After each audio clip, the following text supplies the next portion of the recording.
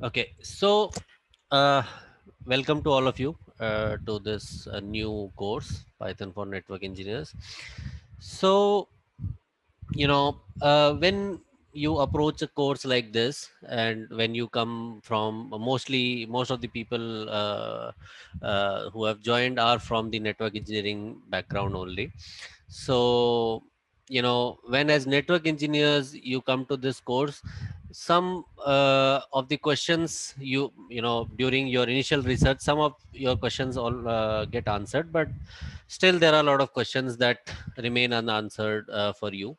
So one of the questions that I come across is that, why only Python for network engineers, and why not any other language for network engineers, like maybe Java, or maybe Ruby, or any other language that you've heard of, Perl or something else. Okay, why not these languages for network engineers, and why only Python for network engineers? Okay, so you know let's try to answer this question first. So, you know why there are multiple reasons for that, obviously. Okay, so the first reason, why it became, obviously, if you nowadays, if you talk about Python to anybody, it has become so popular that anybody can talk to you. Not just people from the software engineering background will can talk to you about Python, but almost people from all walks of life who are engaged in IT, specifically in the IT domain anyhow. If you talk to them about any programming language, probably the first language that will come out of their mouth nowadays specifically would be Python. And that is because it has become very, very popular. Okay, so let's try to break it down and understand what is the reason it has become so popular. Okay, so in my understanding, what happened is that the number one thing about Python is it has very, very, very simple semantics. Okay, what do we mean by semantics? Now, semantics is nothing but the way we write a language. Okay, so the words that are used, the different notations that are used, the different spaces, if they are used at different places, if we use any brackets anywhere, so all these are part of semantics. Okay, uh, how a particular language is written. Okay, so in the case of Python, what happened is that due to very easy way of writing this language, everybody, basically people, when I say everybody, I'm mostly talking about IT people only.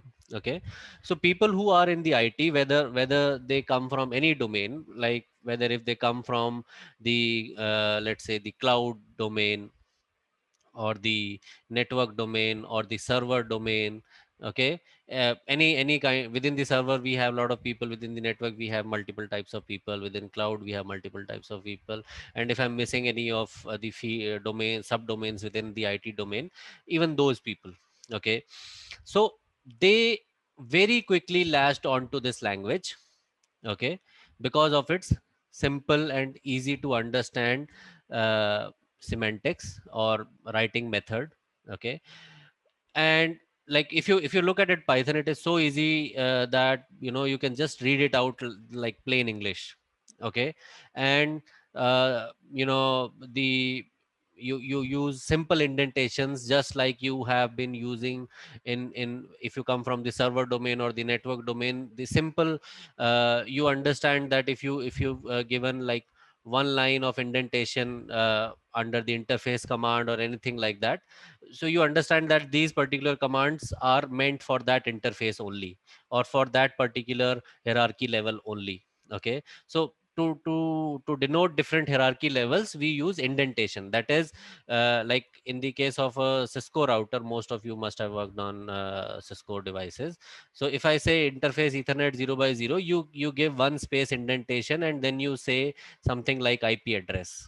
Okay, you now if you look at this, you know that this IP address, whatever IP address will be given here, that is corresponding to this interface only. Okay, so in Python also we have similar indentation methods only. So it is basically people from all, since it was very simple to write and very simple to read, people from all walks of the IT domain quickly latched onto it.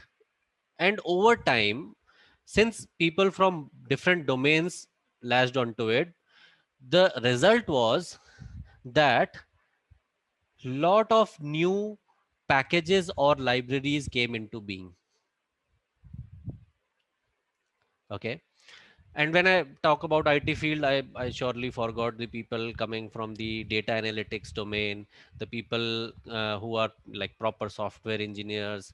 Within the software engineers also you have like people like web developers.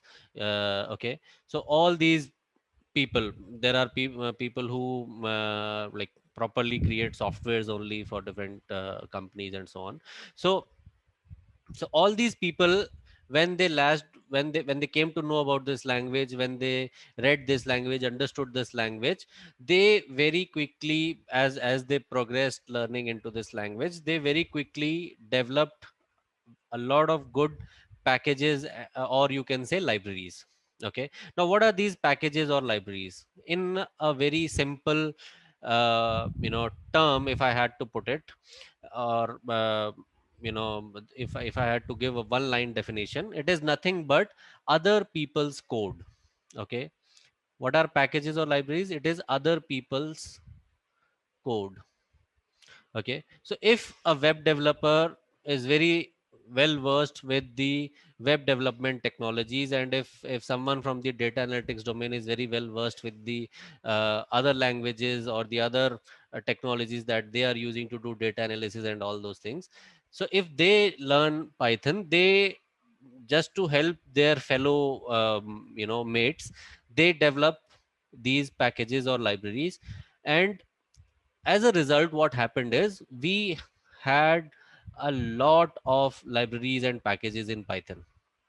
Okay, so the so this particular community that developed around Python, it was a huge factory that kept on producing these packages or libraries. Okay, so it is nothing but we are going to talk about packages in detail in the further classes.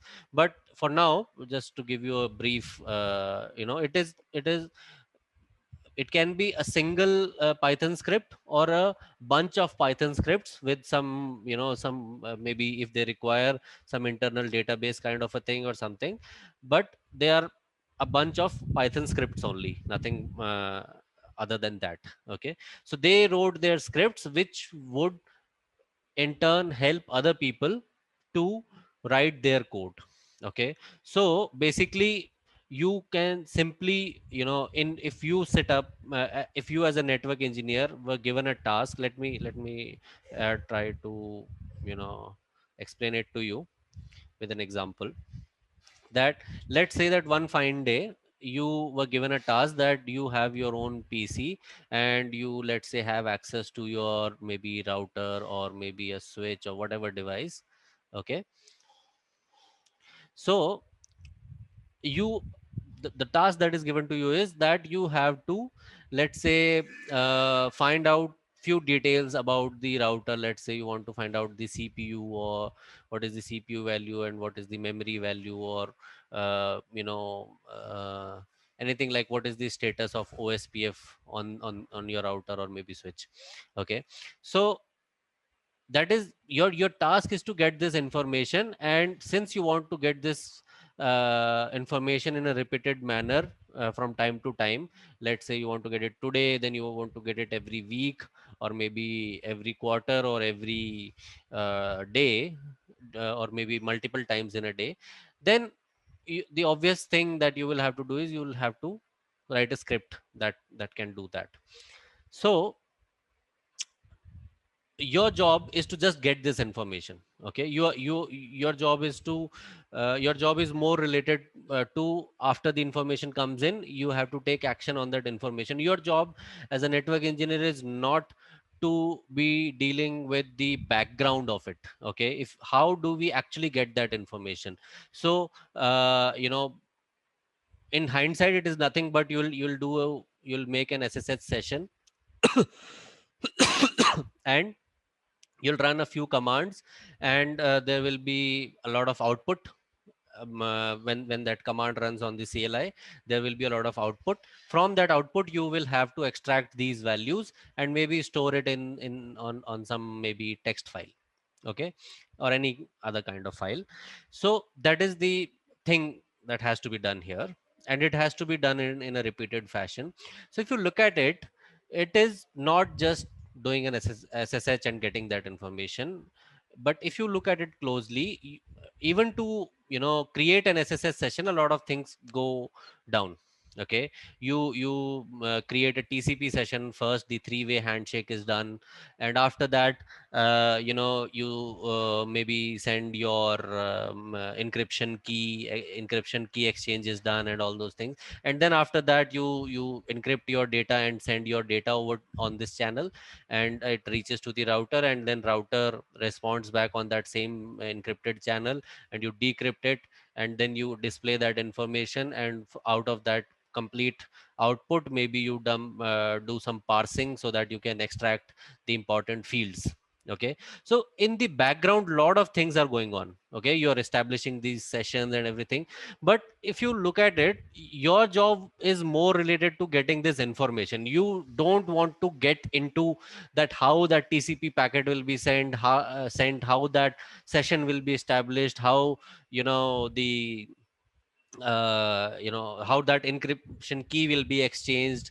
Okay, once, or you have to send that encryption key, or the router will send it. If the router sends it, then what will you do with that encryption key? Will you store it, or how will you associate that key with this particular session, and all those things?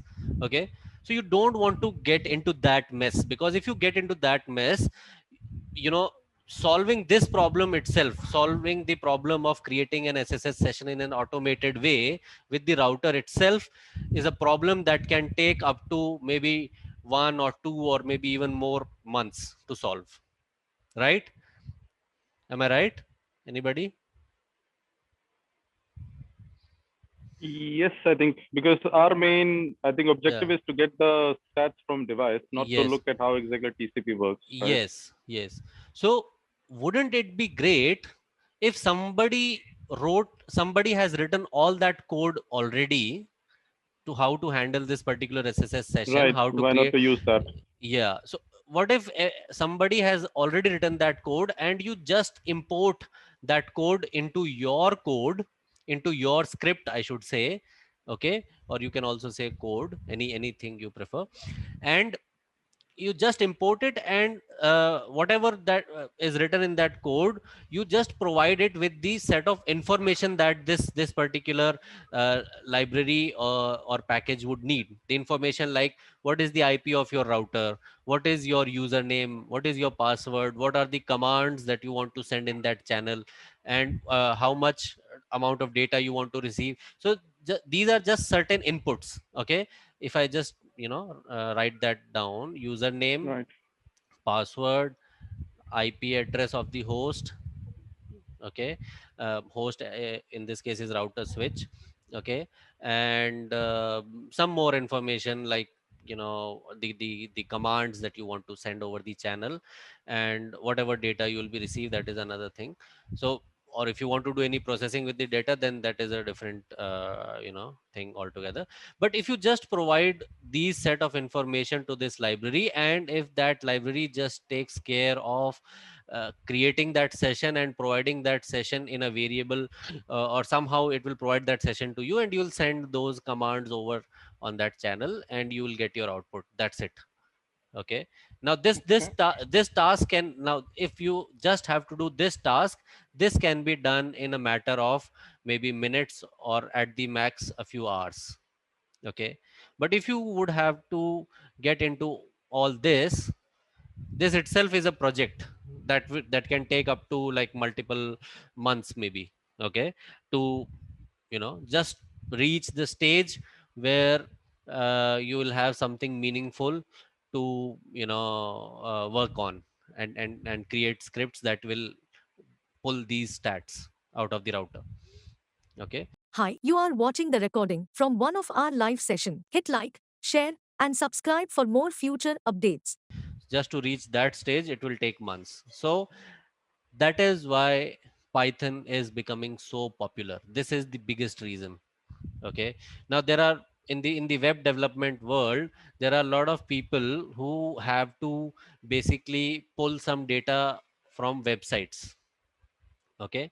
So pull some data, maybe do some kind of a processing on that or anything. So you could have wasted your months in a particular company or in a particular in team or somewhere, just to create a library that could send http or https requests.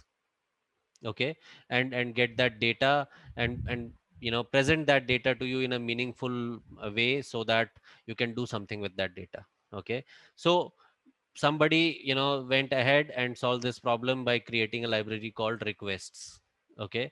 So if you just import that library and use the different functions or the features that this library provides, and you can just go ahead and work on your problem. Okay. The problem at hand that you have. Okay. And not waste time in understanding how an http or how a sss session works, and how you can extract data, and what format the data will be sent from the server, and all those things. You don't have to get into that mess. Okay. You import a library, you provide it with the necessary details, and boom, you get your data. And now the only headache is what you want to do with that data. You want to store it, you want to parse it, you want to maybe extract some values out of it, or maybe just print it on the screen or anything. That is the only problem that you have to work on now. So now, because of this, now I think you can see the order of things, how it happened.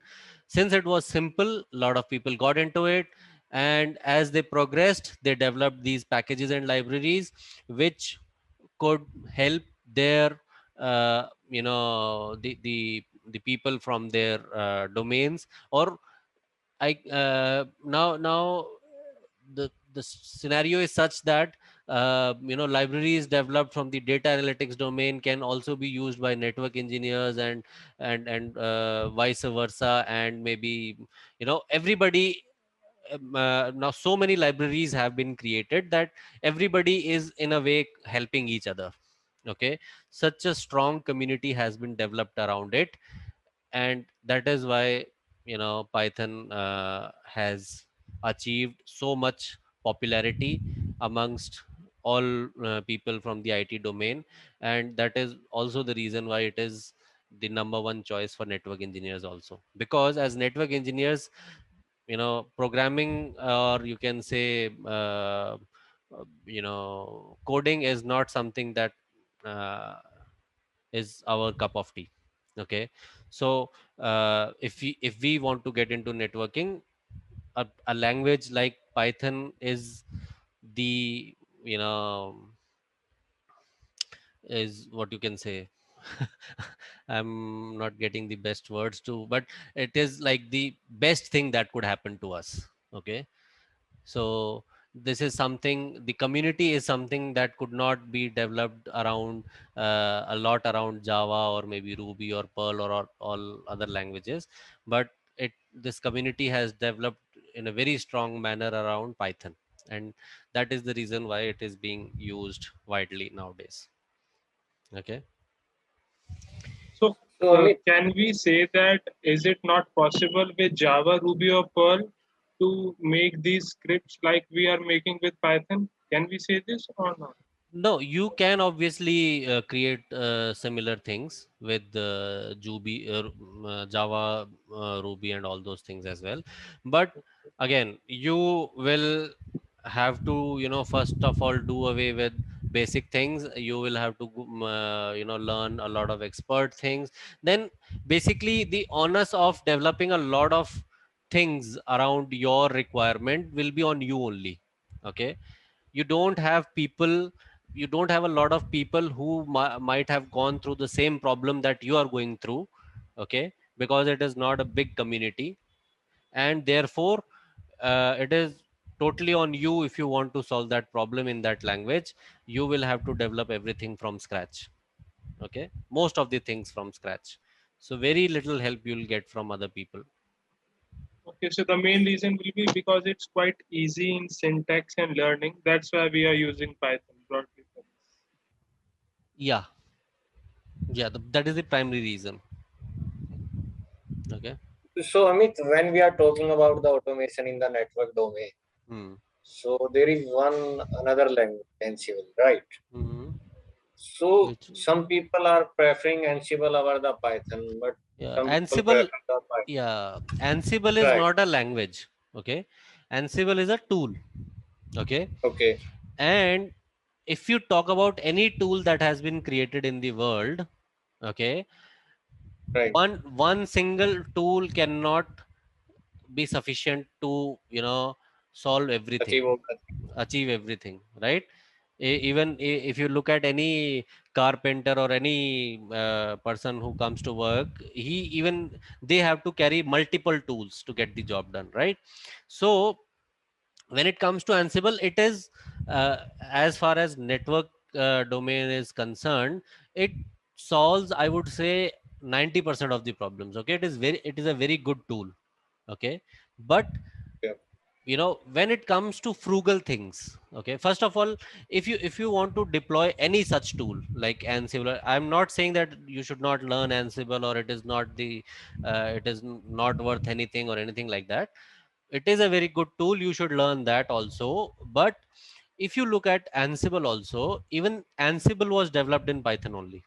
Okay, the Okay. language which is used to develop Ansible is Python. And there are so many things, or so many things that you do in Ansible, that would require the knowledge of Python also. Because if Okay. anything, if any tool is developed in Python, and if you want to provide it inputs to provide inputs to it, provide data to it, so that it can work on that, and maybe the output that you get by doing different by running your playbooks and everything, if you want to do various things with that output, you still would need to have a good understanding of Python only. The most successful people in Ansible domain, or the people who work with Ansible, the most successful ones would be the ones who have the knowledge of Python. Okay. So it means underlying technology is Python for the Ansible, right? Yeah. So if you have Yes. good Yes. enough Python, Yeah. in that case only we means Yeah. we will be good in Yeah. Ansible, Now, right? and then there is another problem. Why, like, why Python can go 100%, whereas Ansible can go 90% only, and that reason is the frugality of Python. Why I say frugality means that you can just install Python on your laptop. Okay, and whatever you are doing for your company or your work, whatever work you're doing on your laptop, even that work, whether, like, let's say if you want to work with a GUI tool. Okay, let's say at your work you have to work something on the GUI, the user interface. Okay, then Ansible cannot do that, right? Okay, if you Right. want to automate something on your laptop, that will maybe open a few programs, extract some data, and maybe use that data to do something on the network. Okay, like let me give you an example. Like in AT&T, I had a few students who worked at AT&T. When they have to log in into their devices, they have to use a soft token. Okay, I'm sure Right. most of you Most of must the be company, using soft tokens. Okay, so even to log right. in into every single device, they have to use soft token. Okay, so if your company already has an Ansible server installed in their network, then you're good. They must have established some way that the Ansible server can talk to these devices, can log in into these devices, and you'll be good. Okay, you can use Ansible and you are good to go. But if that is not done by your company and you want to automate your work on the network, then Ansible cannot be installed on your PC and with all the full-fledged features, and you cannot be like doing things with it. Okay, so in this particular case, you can use Python, like the example that I was giving. You can use Python. There are certain libraries which you can use to operate on the the graphical user interface. You can open different programs. You can open your start. You can click on your start button automatically, open any program, make some input into it. You can maybe move your cursor, extract your soft token password, and maybe use that into your device. So these things that you know basically Ansible cannot do that much also. Okay, Okay, okay. Ansible can So do a Amit, lot, but we yeah. are, when we are talking about library, right? Hmm. So if in the layman language we can Hmm. ask, those are the code which are written by someone else and we can use that, right? Yeah, Is it the same thing yeah, yeah, when we are yeah. talking about the? Yes, yes, yes, Okay, yes. okay. Yeah. So there can be chances of error in those code, or they are means ki. Yeah, there are chances, but 99%, 99.9% of the time, uh, whatever problem you are They trying are to solve, tested or not? Means ki, yeah, my they are. question is that they are Yeah, they are tested or not? tested. They are tested by the community only, by people like you and me only. They are already Okay, tested. okay, If there are problems, and you will find problems like these in Ansible also. Let me tell you. Okay, okay, okay. like in Ansible also, you have certain these libraries, or you can say packages that are developed for specific devices. Like you have modules. I think they call it modules in Ansible. So you have modules that are meant for Nexus devices, or maybe iOS devices, or Juniper devices, and so on. So even these modules have issues with them. So in that case also, what is being done, the community reports these problems, then the Ansible team works on those, and solves it. And maybe you Okay. download the next version of the module to get rid of that problem. So that is the same thing that is going on in the Python domain also. So it means as a beginner, if we are talking about the automation from the network perspective, Yeah. so Python should be our first choice Yes, in yes, spite of yes, differences, yes. right? Very first choice. Yes. So, like Okay, we sir. make a script in Python, can it Hmm. be possible in Ansible as well? We make a script and run and get No, our desired result. no, no, no, no, not directly. Basically, what is happening in Ansible is that a lot of scripts have been written in the background. Okay, and uh, when it comes to Python, there are certain things that you automatically know, like certain inputs and all those things. But in the case of Ansible, what you're basically doing is you're providing it inputs only. Okay, you're Yeah, yeah. providing every single input to it, like what kind of an operating system it has to work with, what where are your different input files stored. Then the inputs also have hierarchy in them, like this is a system level input, this is a operation level input. So you give the addresses of all these files, that where it will find all those different inputs, where it will find the playbooks and all those things. Then in the playbook, you use YAML to write your playbook, and that YAML is kind of a markup language only. Yet uh, another markup language. yeah, so in YAML also, basically they say that you're writing the code, but that is nothing but you're providing inputs only. The actual code is in the Ansible, in the program itself. But you are just providing it inputs, and you Okay. have to extensively provide inputs to it. Whereas Okay. in the case of Python, a lot of things you already know, that how you'll get the input, how you'll get the output, or how you'll get the data from your router side, and what you want to do with that data. So you can be very specific about things, whereas there you have to be very detailed. You have to provide each and every input to it. So if Okay. we go to, go to a company and apply for this role of automation engineer, so it will be required to know the Yeah, see, working on if you are Ansible. if you are someone who just knows there are two ways of looking at it. First of all, from the interview or the company perspective, and the second one is actually working on these technologies.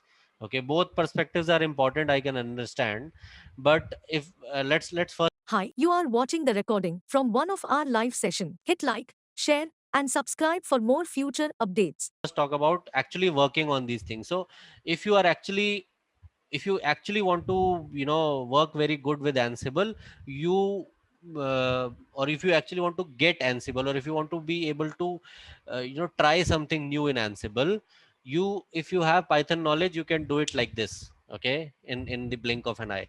Whereas if you don't know Python, you will have to go through a lot of documentation given by Ansible, and then maybe you'll able to achieve that same thing.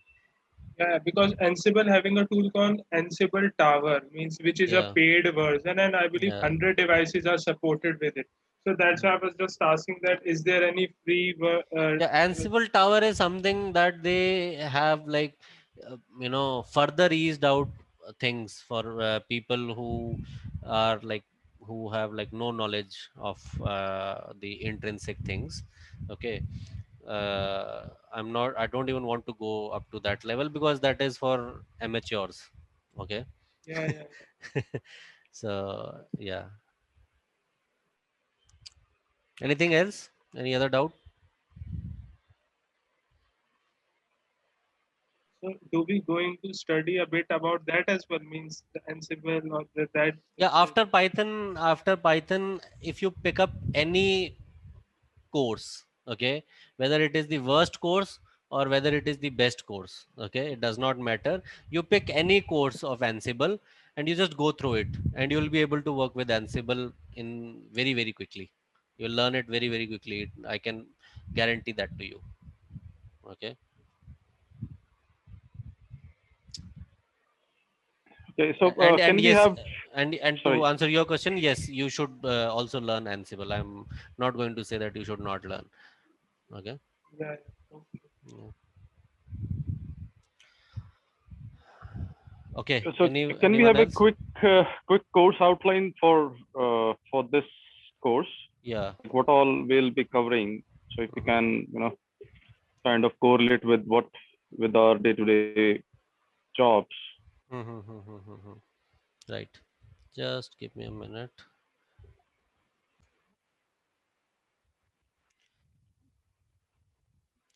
Fine. So first of all, let's talk about the course outline. Okay. Just a minute. So this is the course outline, and you are also going to get a copy of this. Okay.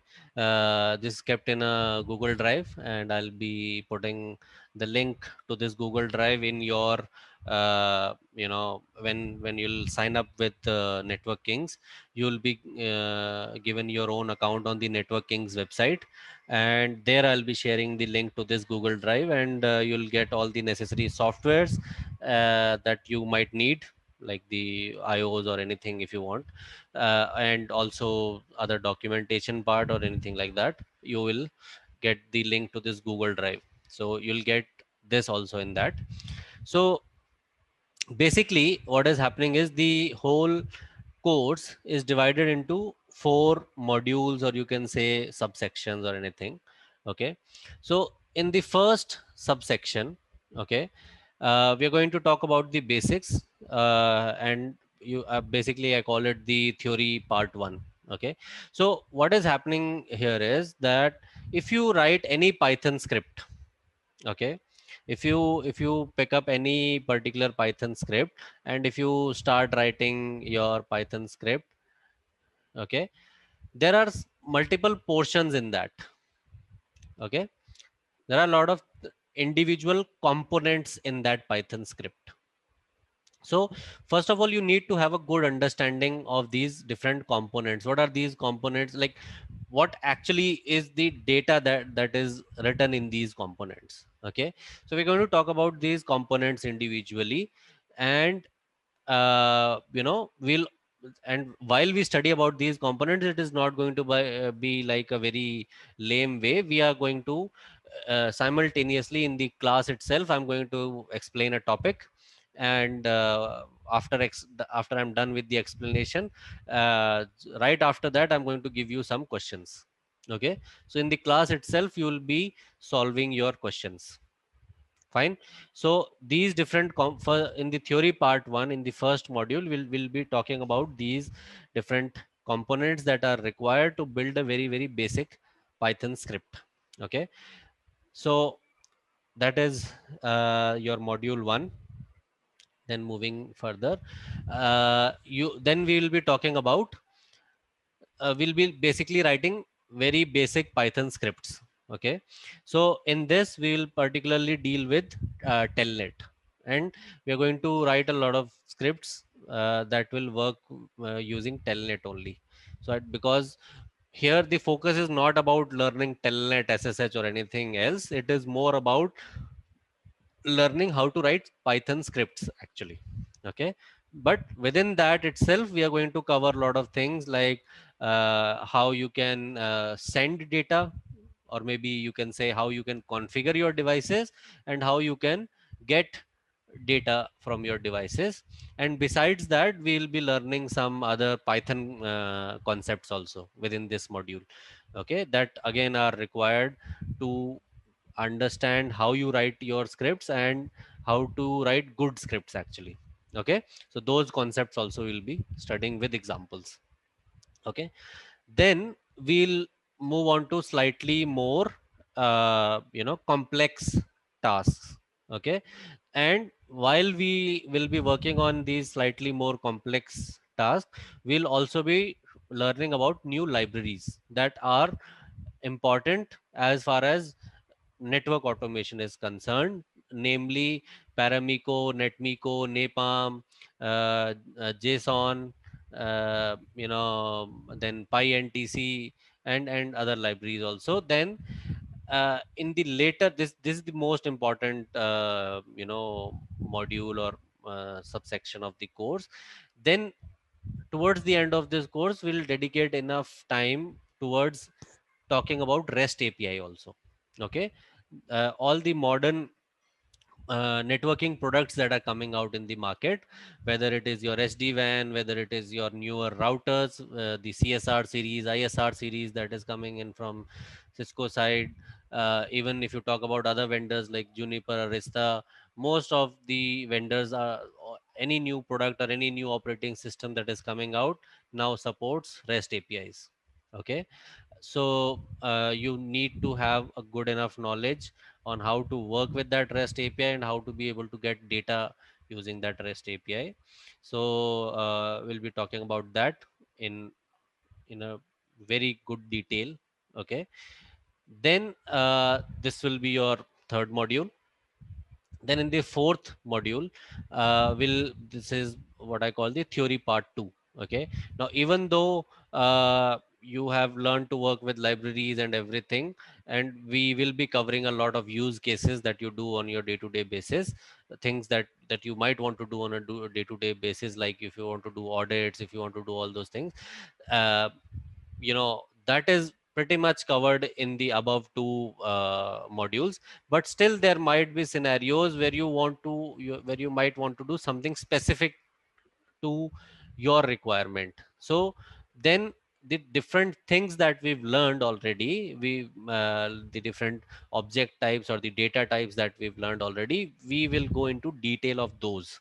Okay, and I'll tell you that what other things that you can do with those same things. Okay, so we'll talk about like these are the individual components like dictionaries, lists, and all those things. So we'll go into more details, strings, booleans. If some of you might know these things, you will understand that uh, I've talked about the same things here also, but here, like, what are the other methods that you can use to do a lot of other things also with the same objects. Okay, then we'll talk about regular expressions, which is another important topic. uh, as network engineers, there is a lot of parsing that you might have to do, because you get your outputs, your CLI outputs, and there are a lot of unnecessary details also in that output. So if you want to get the important information and maybe store just that important information, or use that important information in a further requirement, you will if you know regular expressions, you can do it pretty much well. You can build your own custom regular expressions and extract data out of a big output. Okay. And then finally we'll be doing a project. Okay. Now this is a project that I did for one of my customers, okay, at my workplace. So I've taken a part out of it, okay, not the complete project, but a very big chunk out of it, and that I'll be teaching you in the class. That what was the requirement, how did I study that requirement, like what was the problem that we were facing, and how we solved this using the automation, uh, or basically how we solved it using Python, I should say. Okay. So yeah, that is the complete course outline. Okay, any further doubts in this? Yeah, I'm having one question. Yeah. It's not a doubt, it's just Yeah. like a thing Yeah. I want to ask. Why we are segregating this Python as a part one and part two? Means there is any specific reason or Yeah. like Yeah. specific? Very. Yeah. Yeah, that's a very good question. The very basic reason is I don't want to bore you just by teaching more and more and more concepts only. Okay. I don't want you Okay. to get bored out and run away. I want you to do actual things also in between. So I'll just teach you enough Okay. to so that you can understand these scripts that I'm writing, or maybe I'll be giving you homeworks also in between. Okay. So Okay. I want you also to write scripts and everything, so I'll give you enough knowledge. Okay. Okay, But fine. yeah, but I don't want to get bored and you know leave So it in Python between. part one will be like the basic learning to implement that part two of this course, and then part three and part four will be like the combined one. Yeah, not combined. Part 3 is also like more concerned for network engineers only. Okay. Okay. But Okay. part 4 is something that goes. Required for this final project, I believe. For this Yeah. that project, we need to Yeah. learn this. Yeah, final project also, but these are like more concepts. Okay, if you know the concept, you Okay. can build your own thing also. Okay, whatever use Yeah. Yeah. cases, whatever examples I'll be covering here, it is not necessary that you will get that same scenario in your requirement, right? Yeah. Yeah. Sure. Sure. Yeah, so you need to know concepts. If you know the it is a common saying, right? If you know the concept, you can make your own answers, or you can whatever, right? Yeah. Yeah. So in that sense. So to Okay. make the learning more interactive means that is the Yeah. reason. Yeah. Okay. So that is the course outline. Then about the setup. Okay. And your PC requirements and all those things. So yeah. So basically, uh, the Python setup will do. Maybe today itself we'll do it if time allows. Otherwise, you just need a basic laptop. Okay. If you have 8 GB RAM, I think you'll be good enough to get the job done. And a basic processor. That's it. Uh, and I'll be giving you videos. Okay. I'll this for this particular batch, I'm not sure. Maybe we might give you the lab that is online. Okay, access to that lab. I'll get in touch with Atul and other people at networking, and I'll let you know. Uh, but I'll give you basically set up videos how you can set up your laptop to work with it. And if you have doubts during in that setup also, you what you have to do is you just have to join the class 15 minutes earlier, because almost every day I'll open the class 15-20 minutes early, and you can share your screen with me, and I can help you out with that setup. Okay. So all these, as soon as your accounts and everything is created, you'll get these videos. Okay. So and then Can you please tell what this account means? Means all those videos and content will be on that account, so we need to yeah, access from there. yeah. So it is a bit like Netflix. Okay. So in Netflix Okay. also you have your own account and you can watch your own videos and everything, right? So here also, once Hi, you are watching the recording from one of our live session. Hit like, share, and subscribe for more future updates. your account is created, you can log in, and this particular course will be added to your account. And in this course, as we go on, I'll keep uploading videos once the classes are done, and you'll keep seeing those videos getting added. And the setup videos and everything, I'll add them as soon as that particular course is created. So Okay. after this course, also we can access these class Yeah, recordings. yeah, yeah, yeah. You'll have access to them for lifetime. And So our account will be active for just like lifetime. and just like Netflix, you can also download those videos. Okay, if you want to watch them offline, you can do that also. Okay, in your phone specifically. Phone or laptop, anything. Yeah. Yeah, in laptop also you can see, but the offline feature is only obviously for the phone only. Okay. Okay. Yeah. And what will be the duration of those video? Means ki for 1 year, or after 1 year we have to renew them? No, that is for lifetime only. If you if you have further queries about that, you can ask the networking team. Okay, Okay. but there that And is Amit, most what you probably, said yeah. about the lab, we will not get lab access for that batch. Means ki what Yeah, was that? for that I'm not sure right now. Okay, don't quote me. Uh, I'll have to confirm that. I'll confirm maybe in the next or the session after that. But anyways, you're going to get a complete set of videos on how to make your own setup. And basically what you have to do is you have to create a setup using GNS3. And if you are more used to EVNG, you can do it on that also. Okay, that No, same it's setup. okay, Yeah, but the lab part is the very important part, Amit. So yeah, that's we are joining that the lab will courses be in, from.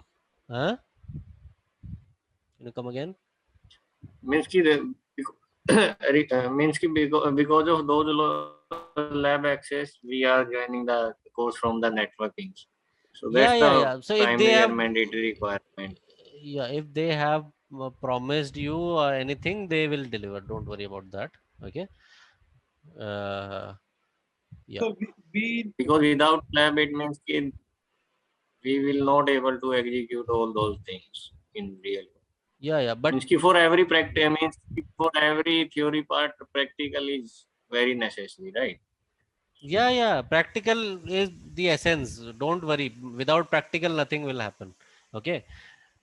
Yeah, So, because if so we will have the lab access in that case, that will be good for us. Means it will yeah. make the things easier for us.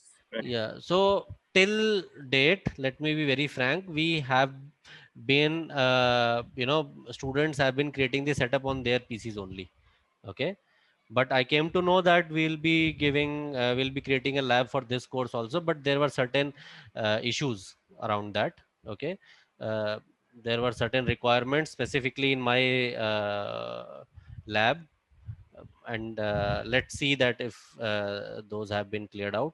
I'll let you know. Okay, just give me time for the next class at least. Okay. Sure. Please check Yeah. on that. Yes. so for Yeah. setup we need to install Python. I believe Python version Yeah. 3 Python and is obviously you will have to install. yeah Besides that, and GNS3 is the main thing.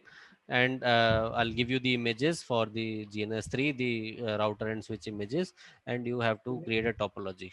so Okay. GNS3 or Eve, ENG and Python. These are all the software only we need to Yeah, install. Or there is EVNG, something more over yeah, there. Yeah. EVNG or GNS3 or GNS3. If you are Among these. yeah, if you are already using EVNG, you can go ahead with that also. You Okay, and just there have is to, yeah. no other thing we need to install. What?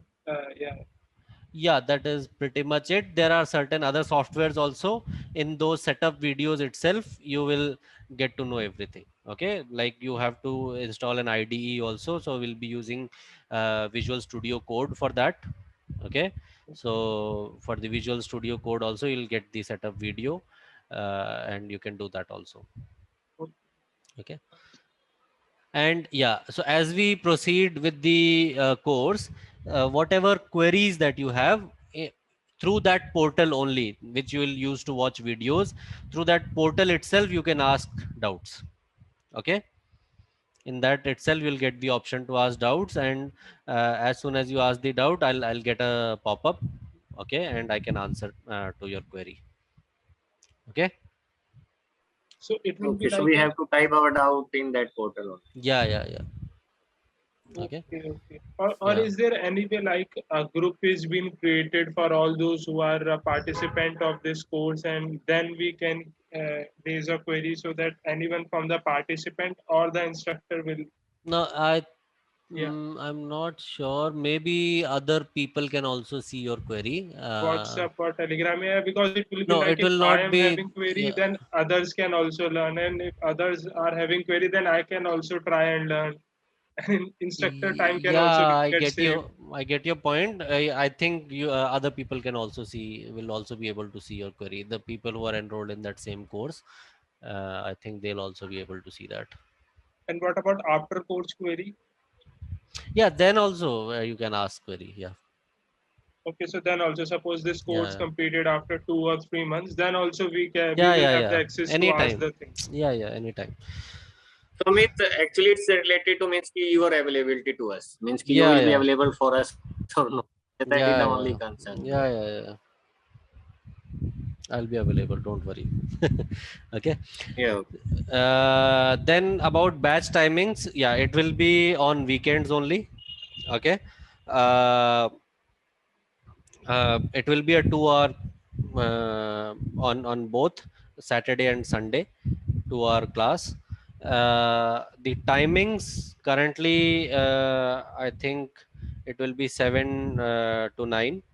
Okay, more 99.9% it will stay that only. Maybe we might go an hour further. Maybe we can go up to 8. Okay, I'll do a survey in the batch itself once everyone has joined, because we are still in that phase of getting admissions and everything. Okay, so in our first or second class itself, I'll do a survey. If like anybody has a problem in doing it from 7, and like 99% of the people are agreeing or want to go for 8. No, I think uh, 7 is the right. yeah, Means 99.9% it will be 7 only. Okay, So just for that timing will be point from 1%. 7 p.m. to 9 p.m. Two Yeah, hours a session yeah, on both days, Saturday and Sunday. yes, I mean, what will be the duration of the course? It will be for 3 months or 2 months. yeah, yeah, yeah, approximately 3 months. We might complete 1 or 2 weeks before that. But yeah, if we take a break in between sometimes, due to uh, my family Yeah, any requirements or means. anything, we might have to take a break. In that case, it can go up to 3 months. Otherwise, we can close before that. So So overall 20 classes will be there, right? Yeah, Approximate. More than more or less, yes. so It can it go will above be a, also. Basically, it is like this course is not in a way that it is very much structured, and I will not deviate from anywhere or anything. If you keep asking doubts for like 2 hours straight, I'll keep answering your doubts 2 hours straight. I don't care that my my you know uh, means ki we plan don't is have not any being followed. time. Mean when we Yeah, are means ki when we are discussing on any problem, so in yeah, that yeah. case we will not consider a time bound, right? Yeah, yeah, yeah. There is no time Means bound. It can we go will for not six be in months hurry, also. Yeah. right? This So we this is will an not be in hurry to approximate. complete. Yeah, this is an approximate time that I'm giving you. Otherwise, it can go. I'm okay with 6 months also. If it goes on for 6 months, it will be my privilege that you guys are really good. You guys are really interested in this. Okay. so is Uh, there any official timeline? Means what we were trying to ask is there specific like networking has defined that this is the duration in this we will be doing and after that Yeah, we yeah, cannot yeah. extend. So that is the thing we need Yeah, to ask. it is, you see, it is primarily on me only. Okay. Yeah. So if we want to learn or means having some more doubts, so we Yeah, you can can, means yeah, yeah. 3 months Keep can also asking. I'll take. keep answering. Don't worry. Okay. Okay. Yeah. Prerequisite. So pretty much no prerequisite. Okay. If you just know basic networking, you should have understanding of like the different operating systems, you different basic networking concepts. Okay. Maybe CCNA level or even below CCNA level. If you're going through CCNA, if you've done like or even half of CCNA, I think you're good enough. Okay, for this course. Okay. Uh, okay. Any books we need to, Yeah. yeah. So I'll be telling all those things as we go ahead. Okay. And what about the theoretical part? Means we will be learning about So the practical. at Yeah, least for the first module, okay, yeah, of the yeah. course, I will not recommend you to, uh, go and look out three different things or four different things. As soon as we are done with the first module, okay, all the different topics, like let's say we have done studying lists, we have done studying dictionaries, okay, then I don't mind if you go ahead and learn dictionaries from a different online course maybe, or from the YouTube in general, or from any blog post or anything. Okay, you can go ahead and learn more about dictionaries. Okay, even I can suggest you certain good sources to study. Okay, so And apart yeah, from that, Amit, are you going to provide us some material regarding the theory part? Means ki any the notes material, or no notes I won't be providing, to be very yeah, frank. I am talking about But the I'll be notes. Means but giving the all notes. the, yeah, but all the scripts that we'll be writing, okay, those themselves are in a way notes only. Okay, in the No, scripts I'm itself talking I'll about the be theory mentioning, part. yeah, yeah, theory is also not theory. Let me be very frank, everything is practical only. This course is 99% Okay. practical, deep inside. Okay, so Okay. yeah, So so I think you suppose got we it. study the topic like tuple dictionary, Yeah. like these kind of things. So Hmm. what we need to Google it out and get the stuff of that written Yeah, material, or like what? You you will can be sharing us some you'll PDF be of what? getting Yeah. you'll be getting the videos, right? So Okay. Okay. you have your videos. Besides that, while I'm explaining the concept of dictionaries, I'm giving I'll be working with the dictionaries in to be able to explain that thing. I'll be writing code only, lines of code only. Okay, so those lines of code will always be there with you. Okay, in real time that will be available to you. Okay, as soon as I write and hit enter, that gets saved, and you can access it. And Okay, all those coding will also be available at our account, which has been created here in yeah, that. that I'll basically be putting in a Google Drive, and I'll share the link to that Google Drive with you, so you can get that in real time. And one more thing, like I am working in like my project is like a 24/7, means it's a tax support project. So Yeah. I can also be having shifts on weekend as well. Means I have the shifts, not I will be Hmm. having. So what can be done, like if I miss one or two class You'll or like I somewhere? will recommend that, if you did not attend the live class, the videos, I upload right after the class itself, but after processing and everything, most probably, like if class is done by 9 p.m. On Okay. Saturday, then the video gets uploaded maximum by 10 p.m. Okay, Okay, on the so in same the day only. if Yeah. the you will most probably get the by by max to max, you'll get access to it by morning, Sunday morning. Okay, so if you are going to attend Sunday class, then I would recommend that you go through the video first. Okay. Okay, okay. So it will be uploaded either in that Saturday night or in the Sunday Yeah, morning. yeah. Saturday night itself it will be uploaded. It does some encryption and processing on that video and all those things. After that, it takes some time. It can take up to 5 or 6 hours to do that processing, and it will be available to you to watch by morning. Okay, and if there is any doubt coming, then we can ask on the next class, maybe Saturday or Sunday, whichever is yeah. the You next. if you have any doubts, just join 15 minutes early. That's it. Okay, okay, yeah, Okay. yeah, that is also a good idea. Yeah. Okay. So if your doubt is such that it is good if the whole class should get to know, I can take it into the class also. Yeah, Okay. yeah, sure. Yeah. Uh, yeah. So most of the course, besides the theory portions, most of the course is designed around real world things Hi, you are watching the recording from one of our live session. Hit like, share, and subscribe for more future updates. only that I have been doing. Okay.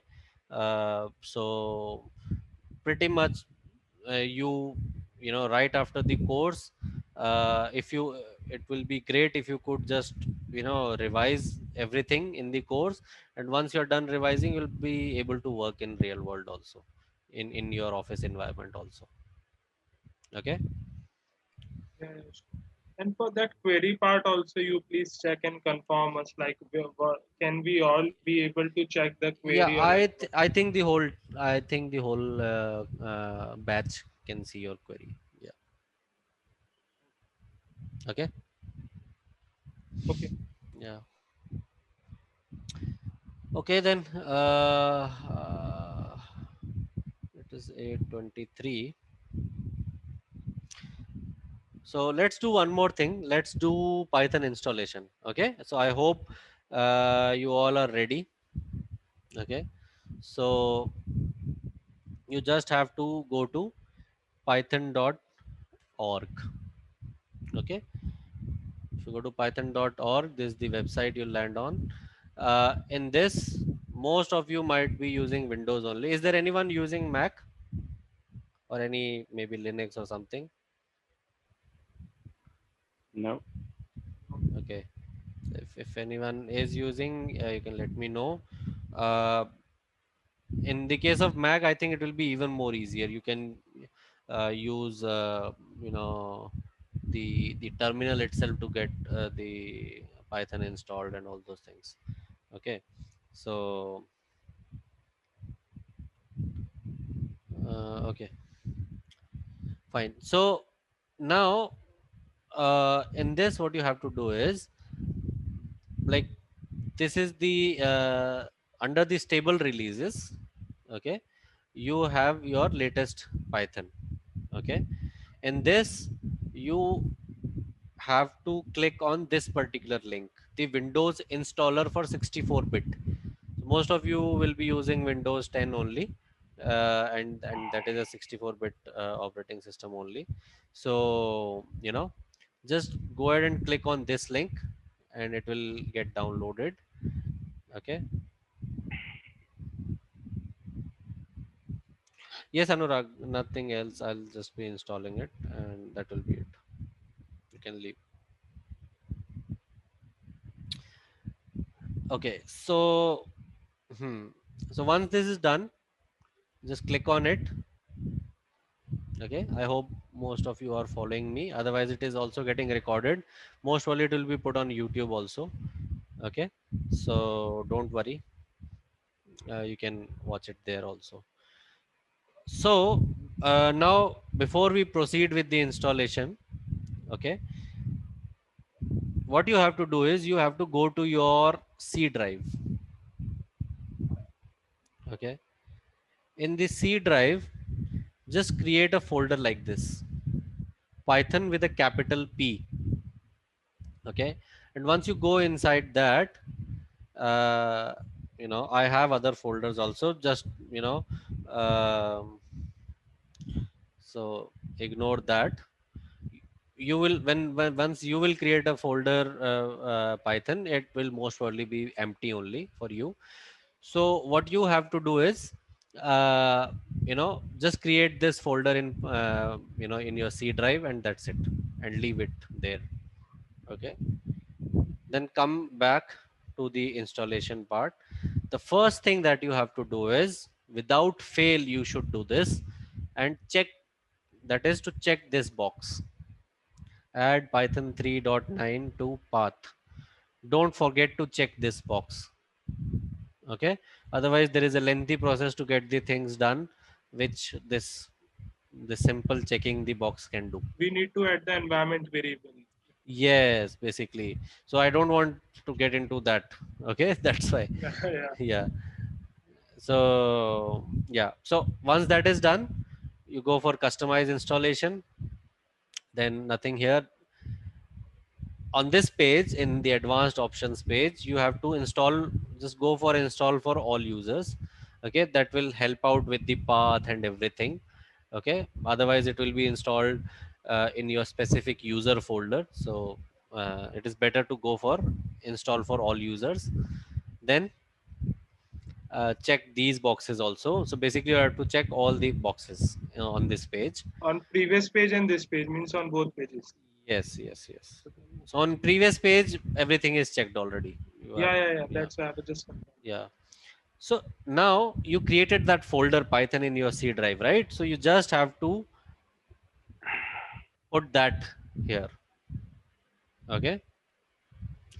So now your path is C Python 3.9. What's Okay. this Python 3.9 means? Python 3.9, according to the version, the Python Okay, automatically will create. 3.9. Yeah, Okay. this will automatically be created. Okay, you don't Okay, have to we do need anything. need not to do anything. Yeah, just the folder in the middle in the path. You just replace that with Python. Okay, because we created this folder Python in C drive, right? We want to install here. We don't want to install in program files and all those things. Okay, we want to install in this only. Okay. Then we are pretty much done. You just have to click on install. It will ask yes or no. Go for yes, and it will start installing. Okay.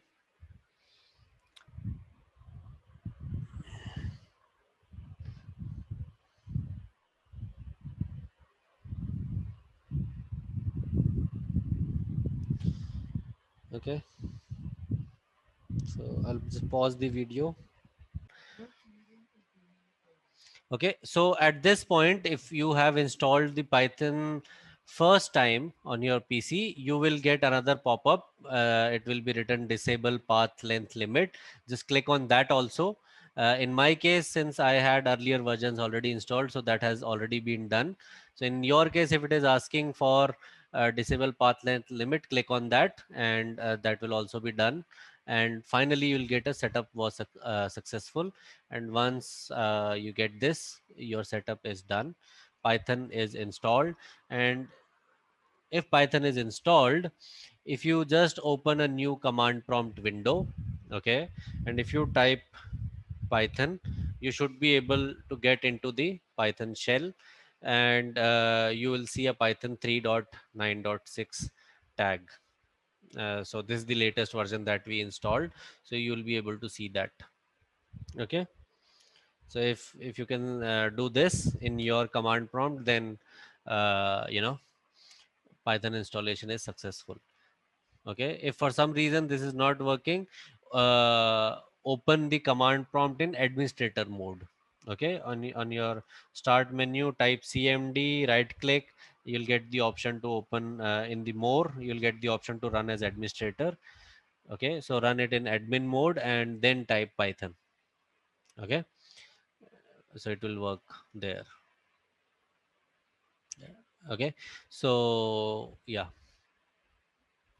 that's pretty much it. If you're able to do this, then Python installation is successful, and from the next class onwards we can go further. Hi, you are watching the recording from one of our live session. Hit like, share, and subscribe for more future updates.